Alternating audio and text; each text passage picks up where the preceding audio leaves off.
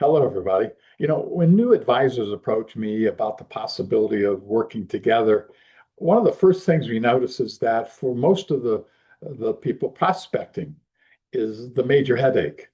It's the big scary challenge, and what lies at the heart of that is an uneasiness, probably some sort of fear. It's the basic human fear, probably, of rejection, the fear that most of us have about hearing people say no. We don't have that. We don't have to take that personally, do we? But we do. And I've noticed something. It's not just about the fear of being rejected. There's also a fear of uncertainty, of not being able or being confident about what the work is going to produce and what it doesn't do. That's another big part of the fear. People have built up fear for themselves about prospecting. We want to know, don't we? What's the right way to do it? It's not just about fear of being rejected, but that's just one thing, and maybe a big part. What we often hear from sales leaders and all types of advisors is that they've passed down their tried and true methods from 10 to 20 years ago. They've taught their teams or you what worked for them, but now it's just not clicking. And they tell us, Steve, people don't get it. Our people don't get it. And I'm here to challenge that. I don't think it's the people. I'm here to question whether this is really about the advisors not getting it. I'm here to say, could you consider the possibility that in the post 2020 world, the game has changed? I'm here to get you to consider that possibility that investors, buyers these days just aren't responding to the old school approaches like they used to because some of the techniques that used to work don't work at all anymore. Fair? So specifically, there are six modern prospecting mistakes that we help you learn to replace with newer, proven techniques that work a whole lot better. But before I can tell you about those, I have to share a rule with you I think is worth noting. If your competition's doing something, see if you could stop doing it right away, because differentiation is so huge. Can we differentiate ourselves from the run of the mill, from the pack? So let's talk a little bit about that, and let's talk about what can we do to make a difference and to fix some of the mistakes we make. The first mistake is lack of real personalization. This is the big one. Think of all the messages you get that try to sound personalized, but they aren't really. For like an example, hey, it looks like we have some mutual connections. I'd love to learn more about your business. Or, this might have worked 10 years ago, but today it doesn't belong in your repertoire. It's not enough. The same goes for using the person's first name. Steve, I've been hearing buzz about your company. Well, or Steve, I noticed your skills as a coach. Or Steve, it seems like you're doing some great work over there. We don't want to make the mistake of imagining that any of that is personalized, because today it isn't. Using the person's name or the organization's name isn't personalizing. Computers do that now, and they do it a million times a day, right? So that doesn't help us stand out. If it seems salesy, if it looks salesy, delete. Buyers see right through it. So we see right through it when we get messages like that. So why don't we quit doing that? If it looks like a sales message, it is. If it smells like one, looks like one, tastes like one, we delete it. So what do we do instead? The simple answer is this. So we work really hard here on the front end before we ever reach out to someone. We create a hyper personalized message. By hyper personalized, and by the way, this might not be what we're all used to doing, but it's what we want to do today if we're going to be competitive and succeed. So before we ever reach out, we want to find some things that we can talk about with that prospect that'll help us to make our case on why we should be on the radar screen. So think about it like this. Of all the people in the world, the person you're reaching out to should be the only person on the planet that could have received that particular message. Wow, that's going some. If I don't make that case and I don't even make it onto their screen, I realize that's a big shift, but that's reality today. And I promise it takes less time and effort than you might think up front. So think about that for a minute. The second mistake fits in it to a certain extent is a weak call to action. And we're all taught at some point we need a call to action, right? A request that the person we're talking to commit to something. And usually we do make that request, but the landscape has changed. How do I mean? The calls to action that worked a decade ago with a brand new contact aren't working anymore. They don't set us apart. At least I'll say that. Let's not be doing the same thing everybody else is doing. Let's separate ourselves from the noise. In fact, those old ways make us a part of the noise. So I'm talking about calls to action like, are you available this Tuesday or Thursday at 10? It doesn't have to be this way. Or can we talk tomorrow morning? Or what's a good day for us to connect this week? Please let me know. Putting all the onus on them. Please let me know. In these situations, we don't always get a response, do we? Especially if we have no prior relationship with that person. If this is a first date, these calls to action are, statistically speaking, highly unlikely to result in any action other than being ignored. So, is it possible that these might have worked years ago? Yep, before decision makers were more savvy and before they were so heavily bombarded. We're all bombarded with messages. So think about that when you're creating yours. Years ago, this kind of CTA it made sense, but it was different. Today, they're premature. It's like asking for a date. Say, I know you don't know me, but would you like to go to Europe with? Buyers tune it out. So find something new, something interesting, something that you've discovered about the buyer that they can relate to. Maybe it's their work. Maybe you saw them at a home show. Maybe you met them at an event. Maybe you met somebody that works for them. It doesn't matter. Just replace the old-fashioned CTAs are a bit like an old-fashioned CTA might be walking up to someone you've never met and asking them if they'll commit to a long-term relationship with you. Don't you need a little back and forth first? And that's what we need when we're reaching out.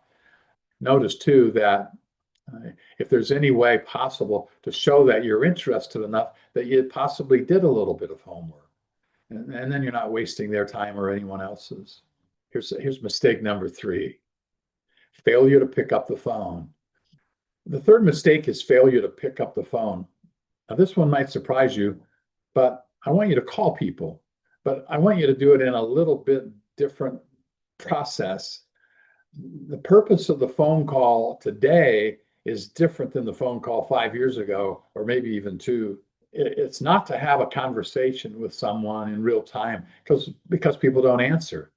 Rarely do they. 1 out of 100 or 3 out of 100 or whatever your numbers are. So these days, it's just not likely to happen. So why don't we stop doing that? We don't imagine they're going to answer the phone. Sometimes they do, of course, but it happens so rarely that we can't depend on it. So that's what makes it so tedious. Calling. And we don't want to imagine they're going to call us back. So after we leave a strong professional voicemail message. So these aren't the outcomes that we want. Neither are these the outcomes. The purpose of a call is different. So let's stop leaving our numbers. Hey, this is Steve. Give me a call, 317-555-5515. The purpose of making the call now and leaving a message is not to ask for a call back. I don't get calls back, do you? Very rarely. So we're wasting all that time and energy, and we're sounding like every other schmuck. The reason of leaving a message is to show that we're using everything within our power to get in touch with this individual. So it might be an email and a phone message and a text and a connection request and an invite to something. Maybe it's even so this one overlaps with the first mistake, the lack of personalization. The only difference is that instead of personalizing what I type, I'm personalizing what I say. So yeah, I'm going to pick up the phone. I'm going to dial the number. I'm going to leave a voicemail that says something like this. I'm not going to ask them to call me back. I'm not going to give them a sales pitch. I'm not even going to leave my number. Different, right? Their phone system probably shows the number anyway. All I'm doing is connecting the dots, and the unspoken message here is powerful. I'm the same guy who's trying to reach you via email, who's trying to reach you via LinkedIn, who's trying to reach you by means of whatever platform, and I'm using all the different tools at my disposal. One way to stand out from the crowd: I'm professional, I'm polite, I'm persistent, and I'm investing time, energy, and attention in this conversation I want to have with you. This approach is non-negotiable. I don't necessarily know when I'm talking to a prospect or reaching out for them for the first time, what's the best way to get in touch with them. Think about it. My own assistant doesn't answer the phone when I call. Think about it. We all know people for whom email is just practically useless if trying to get through to them. I know some people that read the first sentence of an email and answer that question, but not question two or three. Has that ever happened to you? I know it has. Unless it comes from within their organization or from someone they know, then that's different. But we also know people who never log into LinkedIn, right? Or log into maybe another social media outlet. So is it kind of pointless that we're trying to reach them on that platform? Are we giving up because they didn't accept our connect request? We also know people whose voicemail is always full. That's the most aggravating thing. Either they're bad at deleting messages or they never seem to listen to the messages in the first place. The point is, you don't know what kind of person you're dealing with. So when we're reaching out to the prospect the first time, that we've got to use all the tools, figure out where we can find them, figure out what's the best way to communicate with them. I don't ask people for a conversation or a meeting anymore. I say, what would be the best way to move forward if you'd like to? Or what would help you the most?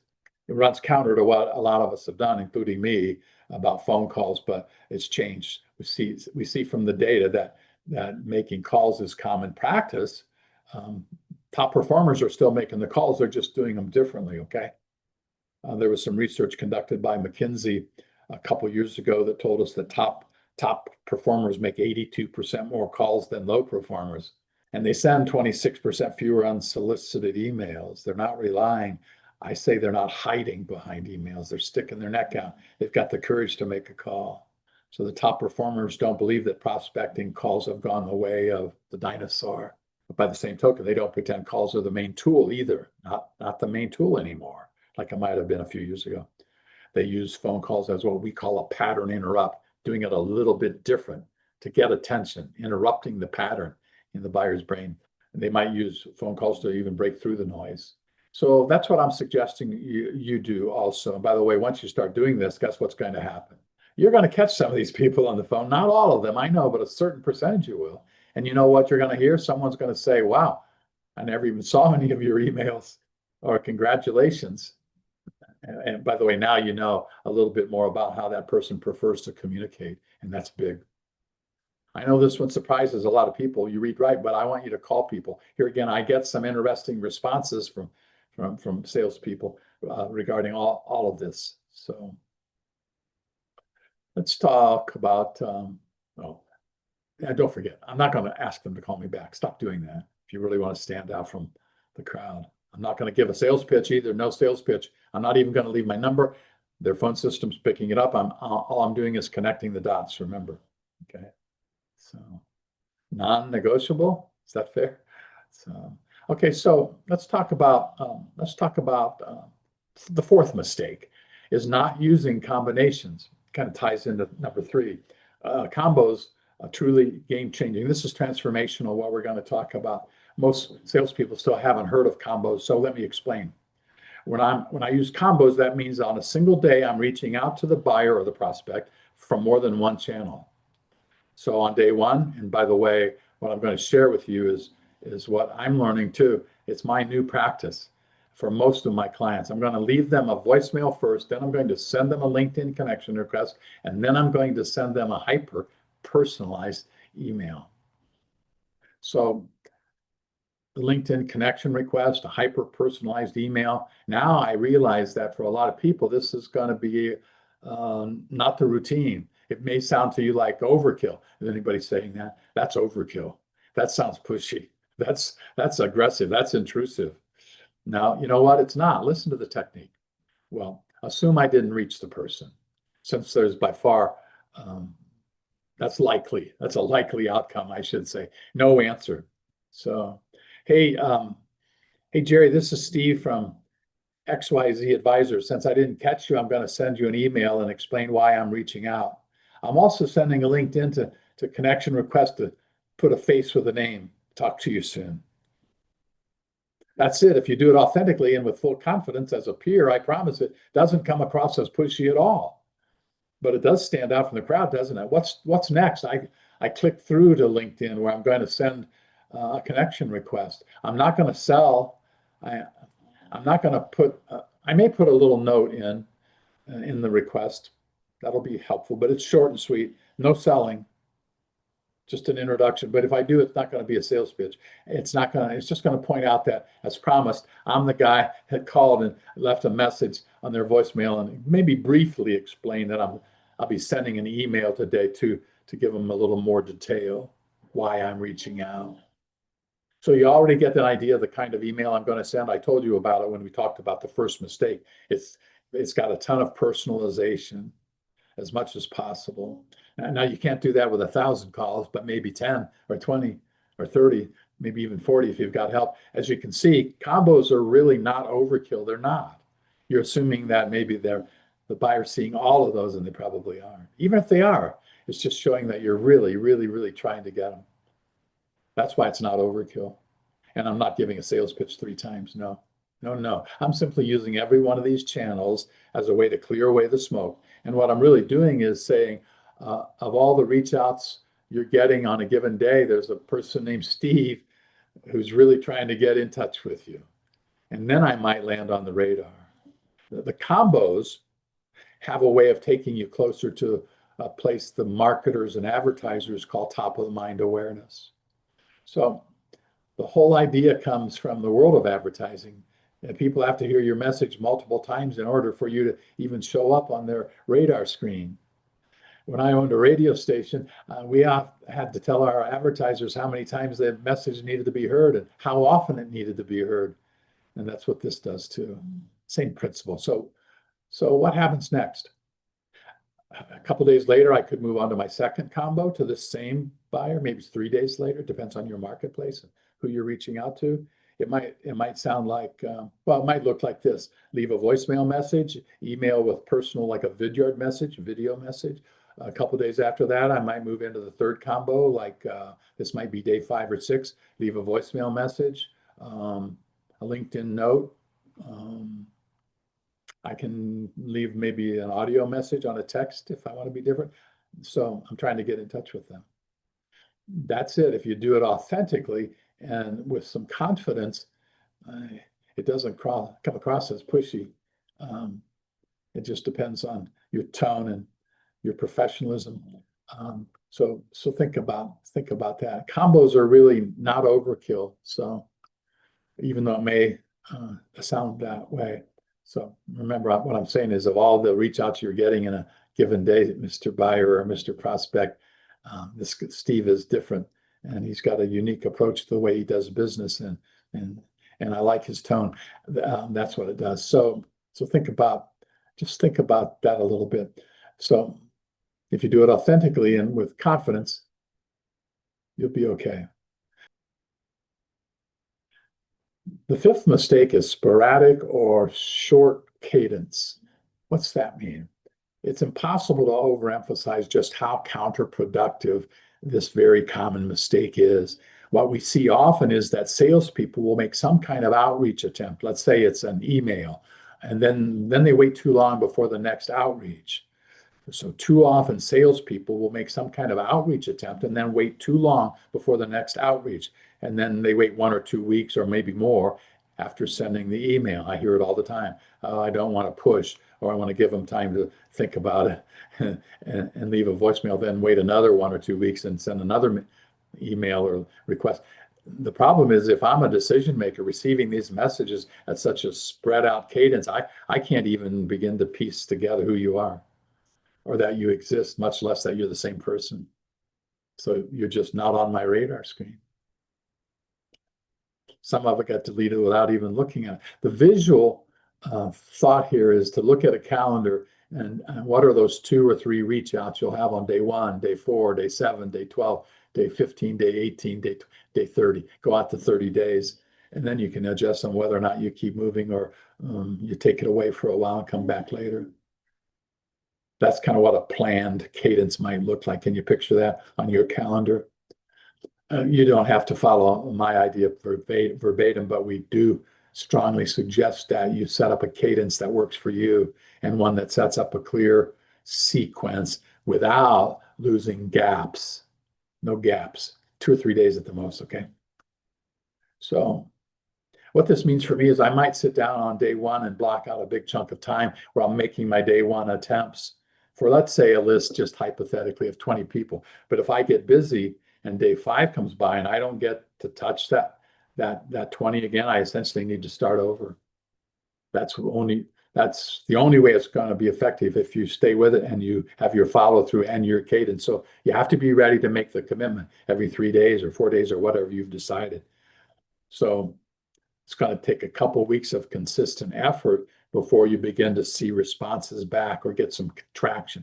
The first week isn't going to explode in terms of conversations and opportunities, because that's just not the nature of this. So build awareness, and you have to be consistent. If you execute consistently over time, you'll get the results. Whew. The 6th mistake, this is it, this is last, is ignoring your digital presence, Reality check. There's such a thing as a buyer journey in both business to business and even business to consumer. And guess what? These days, a predictable component of that journey is people Googling you. And that goes without saying, doesn't it?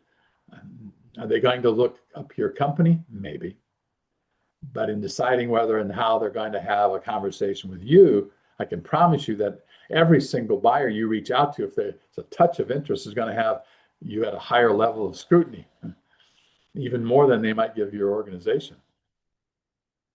Assuming you've done a great job at the hyper personalization, they're going to be curious about you anyway, and they're probably going to do an online search about you before they decide whether to answer you. And that has to be your assumption. Okay. So even if one good prospect does and they don't like what they see because of that search, there's a problem. So what are they going to see when they look at your Facebook or your Instagram or your LinkedIn? Does it look like you're looking for a job? So I had permission to share a person that said to me who was doing really in kind of a purchasing role in a big company. And Steve, the first thing I do when somebody reaches out to me is I look them up. So look yourself up. So that was a direct quote from a person an authority person with large size procurements. What that quote says to me is that we all need to expect an online search. So, and the marketplace is telling us the same thing. The trend I see in the world is more buyers, not fewer buyers, doing this. The kind of search to figure out who is this person and who are they trying to, what are they and why are they trying to reach me? So expect to be Googled, and accept that usually what people are going to see when they Google you is your LinkedIn profile. So be careful there. Going into a LinkedIn profile and making sure that the prospect sees who you want them to see, from your photo to what you're posting and what you belong to, how you spend your time, what's important to you, who you are, the kind of work you're engaged in, and maybe some of the, not just hobbies, but some of the things you do as a volunteer or community advocate or whatever. So take a good long look, okay? Make sure you have a conscious, strategic, personal branding online appearance, a profile. So I'm here to tell you that in the post-2020 world, a lot of this changed, 4 or 5 years ago. We're going to be at a major competitive disadvantage if we don't watch our digital presence. It goes without saying, perhaps.